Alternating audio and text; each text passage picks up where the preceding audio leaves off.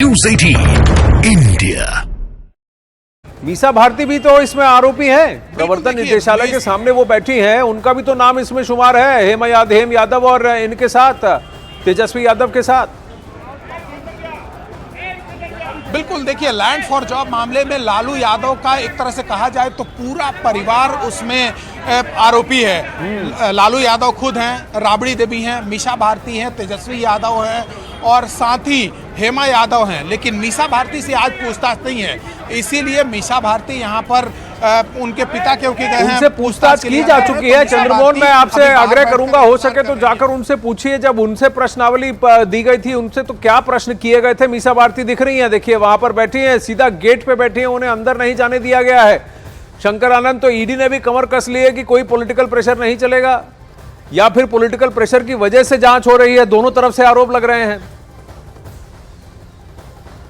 देखिए आनंद, जांच एजेंसी की अगर बात करें तो जांच एजेंसी के अधिकारियों के द्वारा अक्सर कहा जाता है कि हम सबूतों के आधार पर करते हैं, दर्ज बयानों के आधार पर पूछताछ करते हैं, और कई बार होता है कि जांच में कुछ नए इनपुट्स मिलते हैं तो उसी के लिए पूछताछ के लिए सम्मन भेजा जाता है। अब समझा जा सकता है कि अगर हेमंत सोरेन की बात करें तो 10 बार सम्मन भेजा जा चुका है पूछताछ के लिए, अभी तक उनको आरोपी नहीं बनाया गया है। लेकिन उनसे जांच एजेंसी पूछना चाहती है कि हमारे पास कुछ ऐसे इनपुट्स मिले हैं, हमारे पास कई ऐसे लोगों के बयान दर्ज हैं, इस पर आपका क्या कहना है? तो अगर पूछताछ की प्रक्रिया में हिस्सा नहीं लेंगे तो निश्चित तौर पर सवाल उठेगा। दूसरी तरफ देखा जाए, अगर जमीन के बदले नौकरी देने का जो मामला है, ये मामला उस वक्त का है जब लालू प्रसाद यादव मुख्यमंत्री केंद्रीय मंत्री होते थे, उस वक्त का मामला है। और इस मामले में कई लोगों की अगर बात करें तो अभी पिछले कुछ दिनों पहले ही इस मामले में जांच एजेंसी ईडी के द्वारा एक चार्जशीट दायर किया गया। उस चार्जशीट में 7 लोगों को आरोपी बनाया गया, जिसमें कि 5 लोग हैं और 2 कंपनियां हैं। इसमें सबसे महत्वपूर्ण हुआ अमित कत्याल की गिरफ्तारी। अमित कत्याल, जिसका घर है दिल्ली में, और उसी के घर पर अक्सर मुख्यमंत्री जो पूर्व उप मुख्यमंत्री हैं तेजस्वी यादव, वो अक्सर आते हैं, तो उसी घर पे रहते हैं।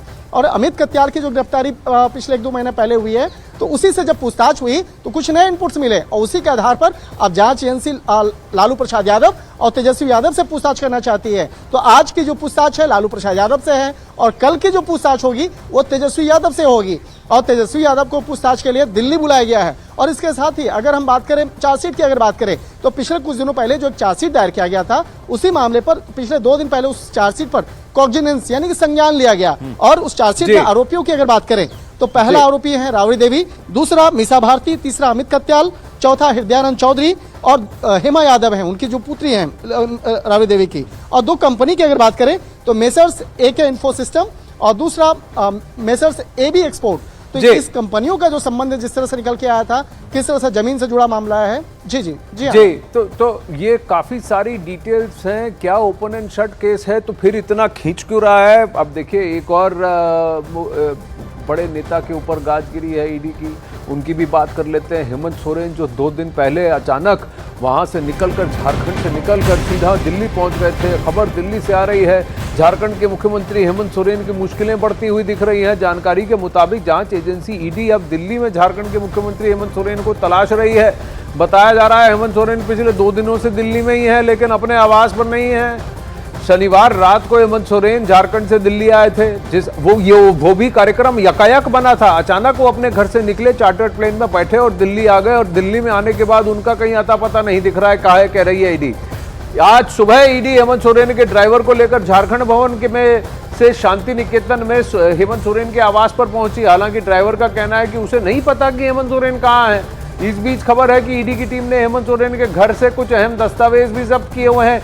10 बार समन देने के बाद अब हेमंत सोरेन दिल्ली में है, और दिल्ली में कहां है किसी को पता नहीं। दीपक बिष्ट भी जुड़ रहे हैं। दीपक बिष्ट इस वक्त हमारे साथ हैं। दीपक बिष्ट, आप जिस गेट के सामने खड़े हैं, उस गेट के पीछे कौन है और हेमंत सोरेन कहां है? देखिए आनंद, मैं इस वक्त हेमंत सोरेन जिस जगह पर होने चाहिए थे, जहां पर ईडी को ये पता था कि वो रहते हैं, वहीं पर हम खड़े हैं।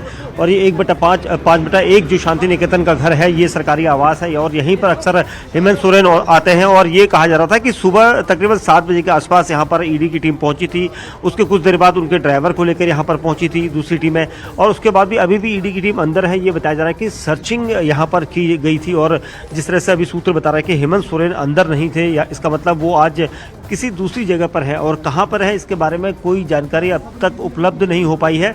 लेकिन ये कहा जा रहा है कि जिस तरह से जो तक की जानकारी ये हो सकता है कि ईडी कहीं दूसरी जगह उनसे पूछताछ कर रही हो, उनके संपर्क में हो, क्योंकि 29 से 31 का जो समय दिया गया था ईडी को हेमंत सोरेन के द्वारा, तो उसी तय मुताबिक डेट के हिसाब से आज उनसे पूछताछ की जा रही हो। लेकिन कोई दूसरी जगह ऐसी हो जहाँ पर उनसे पूछताछ की जा रही है, क्योंकि कुछ दस्तावेज जहाँ जरूर बरामद हुए हैं, कुछ मिले हैं, वो दस्तावेज कितने अहम हैं ये ईडी के अधिकारी बता सकते हैं। लेकिन ईडी के अधिकारियों के पास कुछ दस्तावेज भी हैं, लेकिन अब तक ये नहीं पता चल पाया कि हेमंत सोरेन कहाँ हैं, क्योंकि खुले तौर पर अमूमन कोई कार्यकर्ता जान सकता था, लेकिन कोई यहाँ पर इस वक्त बताने की पक्ष में नहीं है, या फिर हेमंत सोरेन से कहीं एकांत में किसी दूसरी जगह पर ईडी पूछताछ करिए, ये हो सकता है। हालांकि ईडी अधिकारियों के द्वारा अब तक कुछ ऐसी जानकारी नहीं दी गई है, लेकिन ये जरूर है कि एक टीम ईडी की इसके अंदर है। दिल्ली पुलिस के जो पुलिसकर्मी हैं उनको बाहर सुरक्षा के तौर पर यहाँ पर तैनात किया गया है, लेकिन अंदर जो स्क्वाड पर ऐसा कैसे हो सकता है दीपक बिष्ट के के उनके सबसे ज्यादा जो ड्राइवर, किसी भी मंत्री का, नेता का ड्राइवर होता है, वो उसका सबसे ज्यादा विश्वसनीय व्यक्ति होता है, उसे कैसे नहीं मालूम कि हेमंत सोरेन कहाँ है, शंकर आनंद क्या? ऐसा तो नहीं कि किसी गुप्त जगह पर पूछताछ जारी है? हेमंत सोरेन कहाँ बैठे हैं? 10 समन होने के बाद शनिवार को अचानक झारखंड से क्यों निकल आए? दिल्ली में कहाँ छुप रहे हैं? छुप भी रहे हैं कि भाई कहीं व्यस्त हैं और किसी को पता नहीं कहाँ व्यस्त हैं?